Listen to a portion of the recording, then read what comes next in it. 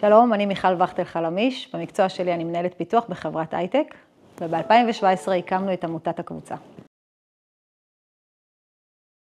הקבוצה קמה ב-2017, שרציתי לתרום איזשהו סכום כסף למשפחה שצריכה משהו, רציתי שזה יגיע ישירות לאדם, ולא יעבור במנגנונים בירוקרטיים מסובכים, ולא הכרתי משפחה כזאת שצריכה, אז פשוט התקשרתי למחלקת הרווחה, 106, הגעתי לעובדת סוציאלית ושאלתי אותה אם יש איזה מישהו שצריך משהו. אז היא אמרה לי, הגעת למחלקת הרווחה, יש מלא משפחות שצריכות משהו.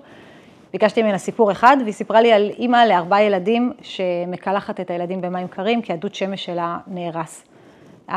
מחלקת הרווחה באותה תקופה לא עזרה ולא תמכה בדבר הזה, והסיפור הזה מאוד נגע לי ללב. שאלתי אותה כמה עולה דוד שמש, אמרה לי 3,000 שקל, זה היה סכום יותר גדול ממה שרציתי לתרום, אבל אמרתי לה, תני לי לבדוק מה אני יכולה לעשות עם חברים שלי. שלחתי להם את הסיפור הזה, ובעצם שאלתי אותם מי רוצה יחד איתי לתרום, לקנות ביחד דוד שמש למשפחה שצריכה משהו, והענות הייתה מדהימה. זאת אומרת, תוך כמה דקות היה התחייבות לסכום כסף, שילמנו לספק, המשפחה קיבלה דוד שמש, העובדת סוציאלית שלחה לנו אישור שהמקרה הסתיים בהצלחה, והיה תחושה מאוד טובה שהצלחנו לעשות משהו משמעותי.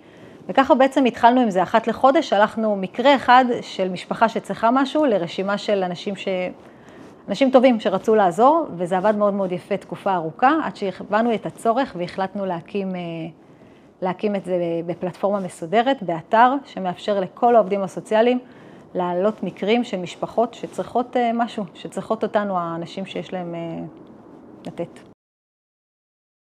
חזון הקבוצה זה בראש ובראשונה עזרה למשפחות במצוקה כלכלית, ואנחנו עושים את זה מתוך אמונה בערבות הדדית, בתהליך תרומה פשוט, משמעותי ושקוף, מתוך אמונה בכוח של הקהילה.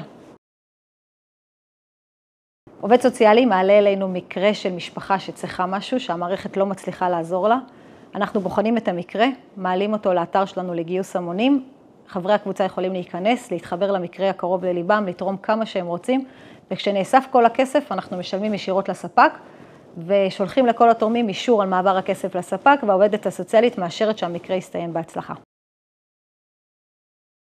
עד עכשיו, מאז שהקבוצה קמה, הצלחנו לתרום יותר מ-12 מיליון שקלים, ביחד עם 8,000 חברי הקבוצה, ולעזור ל-4,900 משפחות, זהו.